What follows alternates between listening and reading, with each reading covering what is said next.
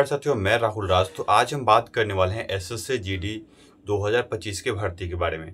तो मैं बता दूं, इस बार जितने भाई ने 10th का एग्जाम दे चुके हैं वो आप अप्लाई कर सकते हैं। सिंपली आपको 18 प्लस एज होनी चाहिए। तो 2025 की भर्ती के अपडेट एसएससी जी ने अपने कैलेंडर में नोटिस कर दिया है कि कब से होने वाला है अप्लाई, क्या आपका एग्जाम डेट रखा गया है, कितनी भर्ती होगी और आपको सिलेक्शन प्रोसेस क्या रखा गया है इस बार। इसी के रिगार्डिंग हम बात करने वाले हैं इस वीडियो में। अगर आपको वीडियो में कहीं भी डाउट हो तो कमेंट सेक्शन में आप कमेंट कर सकते हैं। इसलिए तो जो कमेंट करेंगे उसको मैं शॉर्ट्स वीडियो में अपलोड कर देता हूं आपका प्रॉब्लम के हिसाब से। तो चलिए आज बात करने वाले हैं एसएससी 2025 के बारे में, A to Z जानकारी बात करेंगे।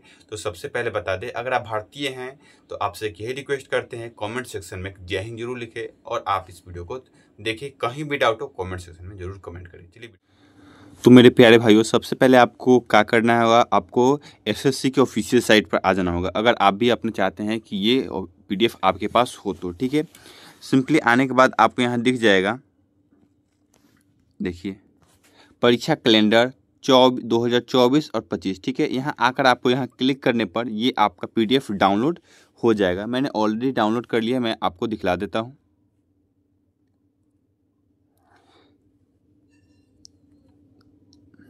जैसे मैंने आपको ओपन कर दिया, ठीक है।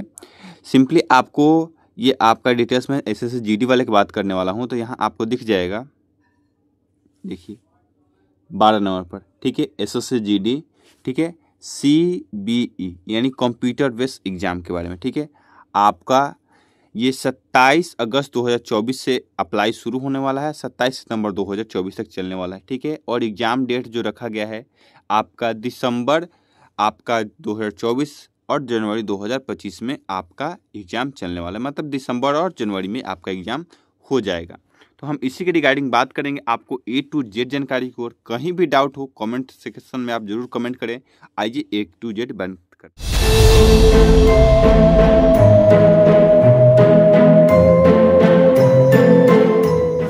तो मेरे प्यारे भाइयों, सबसे पहले अब देखिए एक एक चीज़ बात कर लें। ये आपका एसएससी के अंतर्गत ये आपको नोटिस जारी किया गया है। आपका 27 अगस्त 2024 से आपका अप्लाई शुरू होगा। अंतिम डेट 27 सितंबर 2024 तक रहने वाला है, ठीक है। आवेदक ऑनलाइन जो आपकी प्रक्रिया शुरू होगी, ठीक है, भुगतान की, ये भी मैं बता दूं, आपका यहाँ शो नहीं कर रहा है, लेकिन मैं आपको बता दूं पिछली बार 100 रुपया था, इस बार भी 100 रुपया रहने वाला है, ठीक है। जो आपका लगेगा वो किसका किसका लगेगा, जनरल ओबीसी का आपका 100 रुपया लगता है, ठीक है। यहीं बात कर ले फीमेल्स की, तो फीमेल्स का चार्ज नहीं लगता है। ओनली फॉर जनरल ईडब्ल्यूएस और ओबीसी का आपका पेमेंट चार्ज लगने का, वो भी कितना, 100 रुपया आपका यहाँ पेमेंट चार्ज लगने वाला है। ये बात आपको ध्यान रखना होगा, ज़्यादा इसमें पेमेंट नहीं ली जाती। और जो आपका एग्ज़ाम जो होंगे, ये एग्ज़ाम कंप्यूटर बेस्ड एग्ज़ाम होंगे। ये आपका मैं उधर भी बताया हूँ, दिसंबर 2024 या जनवरी 2025 में आपका एग्ज़ाम होने वाला है। सबसे पहले आपका कंप्यूटर बेस्ड एग्ज़ाम होगा, ठीक है, सिलेक्शन प्रोसेस में। और आपका फिर आपका फिजिकल्स होगा, फिर आपका मैं क्या बोलता हूँ डॉक्यूमेंट्स वेरीफाई होगा, फिर आपका मेडिकल्स होगा, ठीक है। इतने प्रोसेस से आपको गुजरना होगा, फिर आपका फाइनल मेरिट बनने वाला है, ठीक है। और ये आपके आगे चलते हैं।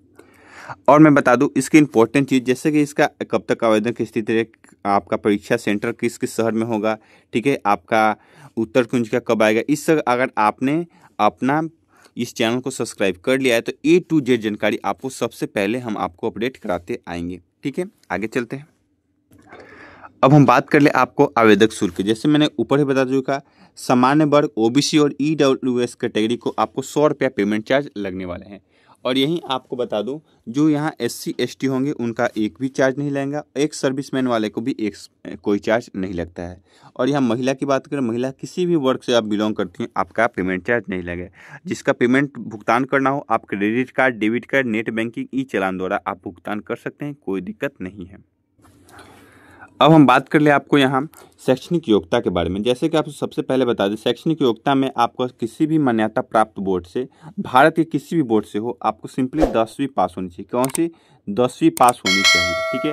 और एक और बता दूं, इसमें जरूरी नहीं है कि आप CBSE हो या स्टेट बोर्ड हो या ओपन बोर्ड हो, किसी से भी आपने अप्लाई किया है आप कर सकते हैं, जिस बोर्ड से आपने 10th पास किया है। इसमें ये प्रॉब्लम नहीं आता है कि आपको कि किस बोर्ड से आपने पास किया है। सिंपली आप किसी बोर्ड से हो, मान्यता प्राप्त होना चाहिए बस, ठीक है। भारत के किसी भी बोर्ड से हो, आपको विश्वविद्यालय हो या कोई भी प्राइवेट सेक्टर से भी अगर आपने दोबारा एग्जाम भी दिया है तो आप इसे अप्लाई कर सकते हैं, इसमें कोई प्रॉब्लम नहीं आने वाले। एज की बात कर लूँ, एज आपको 18 से आपको 23 वर्ष रखना जाता है, ठीक है। ये आपको जनरल और EWS कैटेगरी के लिए बता दूं, आपको एज 18 से 23 है। अगर आप SC ST हैं, OBC हैं, तो आपको जो छूट मिलते हैं उसको भी छूट मिलेगा। कैसे कैसे मिलेगा इसके रिगार्डिंग में हम बता दें। तो जैसे कि आपको यहाँ सबसे पहले बता दें, अन्य पिछड़ा वर्ग को आपका एज आपका 26 वर्षों तक होगा, ठीक है। SC ST की बात कर ले तो आपको 28 वर्षों तक होगा।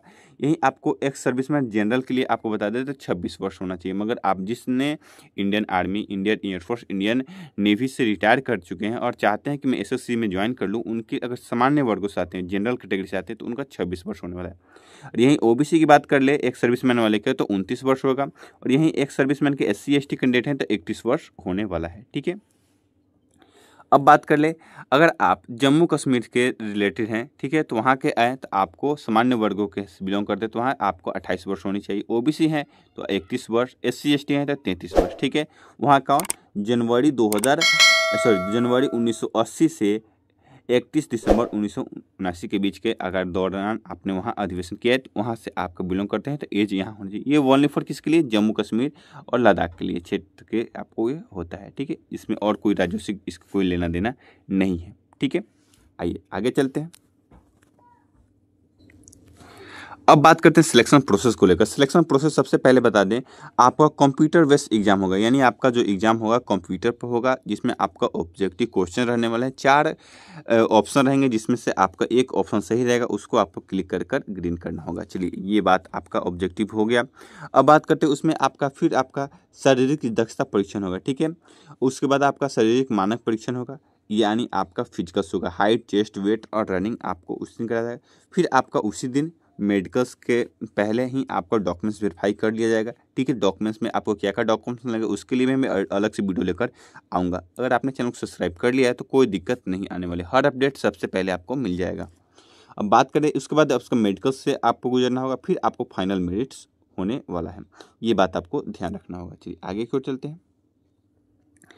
अब देखिए, जो आपके कंप्यूटर आधारित प्रश्न होंगे वो आपको किस किस चैप्टर से पूछे जाएंगे, क्या क्या सिलेबस रहेगा, इसके रिगार्डिंग हम बात कर ले, ठीक है। तो आपको सबसे पहले बता दें, आपको सामान्य बुद्धि यानी आपको जो रीजनिंग से क्वेश्चन रहने वाले हैं ये रहेंगे, और आपको सामान्य ज्ञान से रहने वाले हैं, और आपको मैथ से रहने वाला है, और हिंदी और इंग्लिश। यहाँ बता दें आपको ये तो 3 चीज़ आपको कंपल्सरी हो जाएगा। रीजनिंग आपको रहेगा ही, GK GS रहेगा ही, और गणित रहेगा ही। और आप चाहते हैं कि मैं अपना एग्जाम इंग्लिश में दूं तो आप इंग्लिश में दे सकते हैं, और चाहते हैं कि मैं इसे हिंदी में दूं तो आप इसे हिंदी में दे सकते हैं, कोई दिक्कत नहीं आने वाला है, ठीक है। ये सबसे अच्छा सुनहरा मौका होता है। जो लड़का CBSE से है वो अपना इंग्लिश चॉइस कर सकता है, जो अपना हिंदी मीडियम से पढ़ा है तो हिंदी चॉइस करता है। बस ओनली फॉर इसी एग्जाम में आपको है, और SSC के एग्जाम में MTS वगैरह में ऐसा कुछ नहीं है, बस ओनली फॉर SSC GD में ही आपको है। आगे की ओर चलते हैं। अब हम बात कर ले आपको जो एग्जाम होंगे वो उसमें किस प्रकार से क्वेश्चन रहेंगे, कितने क्वेश्चंस रहेंगे, इसके रिगार्डिंग हम बात कर ले। तो सबसे पहले बता दें आपको इसमें टोटल 80 क्वेश्चंस रहने वाले हैं, ठीक है। 80 क्वेश्चन रहने वाले हैं। 2 मार्क्स के होंगे, ठीक है। आपको 20 क्वेश्चन रहने वाला है, और आपका मार्क्स कितना हो जाएगा 40 अंक का, ठीक है। और यही बता दें आपका 20 question 40 marks, 20 question 40 marks, 20 question 40 marks, total 80 question रहने वाले हैं। और मार्क्स कितना हो गया आपका 160, और समय आपका ओनली फॉर 60 मिनट रहने वाला है। तो आपको रीजनिंग से 20 क्वेश्चन, GK GS से 20 क्वेश्चन, इंग्लिश और हिंदी से 20 क्वेश्चन रहेंगे, और यहीं आपको गणित से आपका 20 क्वेश्चन रहने वाला। टोटल 80 क्वेश्चन 60 नंबर का होगा, और आपको 60 मिनट का समय दिया जाएगा। चलिए आगे चलते हैं। अब बात कर ले आपको, देखिए जो आपका परीक्षा में 180 अंक होंगे, ठीक है, जिसमें से आपको सारे क्वेश्चन तो आपका प्रत्येक क्वेश्चन 2 अंकों के होने वाले हैं। 80 क्वेश्चन रहेंगे, आपका 160 अंकों का हो जाएगा। नकारात्मक की बात कर ले आपको 0.50 अंक कट जाएंगे, ठीक है। ये आपका निगेटिव मार्किंग रहने वाला है। निगेटिव मार्किंग बहुत ही कट ऑफ पर बहुत ही ज़्यादा ध्यान दिया जाता है, इसलिए आप जो भी क्वेश्चन को करें सही क्वेश्चन पर ही टिक लगाएं, गलत पर और ना जाए। अब बात कर ले आपका समान वर्ग और एक सर्विसमैन को पास जो रखा गया आपका मिनिमम आपको 35% पर क्वालिफाई किया जाएगा, ठीक है। और यही बात कर ले ओबीसी और एससी एसटी को 33% पर आपका मिनिमम क्वालिफाई किया जाएगा। आगे एक और चलते हैं। अब फिजिकल्स की बात कर ले तो फिजिकल्स के सबसे पहले डिटेल्स और चलते हैं। जो दौड़ होंगे आपको पुरुष वर्गों को आपको 24 मिनट में आपको 5 किलोमीटर की दौड़ पूरा करना है। यानी देखिए 5 किलोमीटर नहीं, आपका 4.8 रहता है, ठीक है। मैंने आपको पहले बता दूं कि 4.8 किलोमीटर रहता है, ये है आपका 4.8 किलोमीटर रहता है। ये आपको 24 मिनट में क्वालिफाई करना है। यही हम महिला की बात कर ले, यहाँ आपको 8.5 मिनट में 1600 मीटर की रनिंग क्वालिफाई करनी है, ये आपको ध्यान रखना होगा। अब बात कर ले ऊंचाई की। ऊंचाई की बात कर ले तो आपका मिनिमम जो आपको हाइट रहना चाहिए जनरल और ओबीसी और ईडब्ल्यूएस कैटेगरी की, वो आपको 170 सेंटीमीटर हाइट होना चाहिए। महिलाओं की बात कर ले 157 सेंटीमीटर होना चाहिए। यही ऊंचाई की एसटी की बात कर लें तो 162.5 सेंटीमीटर रहना चाहिए और महिलाओं को 150 सेंटीमीटर रहना चाहिए। आगे चलते हैं। चेस्ट की बात कर ले और छाती, वही चेस्ट या छाती बोले तो पुरुष वर्गों के लिए समान वर्ग एससी एसटी ओबीसी और ईडब्ल्यूएस कैटेगरी को आपको 80 सेंटीमीटर नॉर्मल होना चाहिए और 5 सेंटीमीटर फुलाना होगा, ठीक है। महिलाओं में ऐसा कुछ रूल नहीं है, ठीक है। चेस्ट की बात ले एसटी के तो आपको 76 सेंटीमीटर चेस्ट होना चाहिए और आपको 5 सेंटीमीटर फुलाना है, ठीक है। अब बात करते हैं आपको देखिए केवल चश्मे से कैसे देखना है। देखिए चश्मे के बिना आपका जो आँख की दूरी होगी वो 6/6 होना चाहिए, बेहतर होगा, ठीक है। और उसके बाद गुलाब आँख यानी, ठीक है, वो आपको 6/9 होना चाहिए और चश्मे के साथ आपका, ठीक है, वो अभी आपको कितना होना चाहिए 6/6 और गुलाब आँख 6/6। तो सबसे बेहतर 6/6 माना जाता है। आपको ये मेडिकल्स में आपको टेस्ट किए जाएंगे, ये उस समय मैं इस डिटेल्स वीडियो लेकर आऊँगा। अब बात कर लूँ आपको किस किस डिपार्टमेंट में कितनी भर्ती आई है, इसके रिगार्डिंग आपको मैं बता दूं।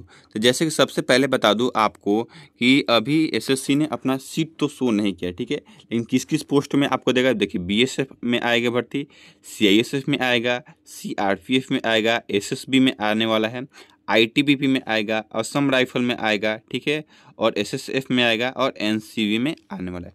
लेकिन मैं बता दूं अंदाजन आपको ये कम से कम आपका 24,000 से प्लस सीट आने वाला है, ठीक है। ये आपका जो आएगा आपको कम से कम आपको जो आने वाला है 24,000 से प्लस सीट आने वाला है, ये बात आपको ध्यान रखना होगा। तो ज़रूर तैयारी बेहतरीन रखें कि आपका इस बार सिलेक्शन हो जाए। अब बात कर ले आपको सबसे पहले बता दूं आपको कि जो सेफ स्कोर क्या रखना होगा, इसके लिए मैं बता दूं, ठीक है। अगर आप रीजनिंग की बात कर ले तो 17 से 20 क्वेश्चन आपको सही होना चाहिए, ठीक है। 20 में 17 क्वेश्चन है तो सेफ स्कोर में रहेंगे। जीके जीएस में 15 भी जाते हैं तो आप सेफ स्कोर में रहेंगे। मैथ में आपको 16 कम से कम चाहिए, ठीक है।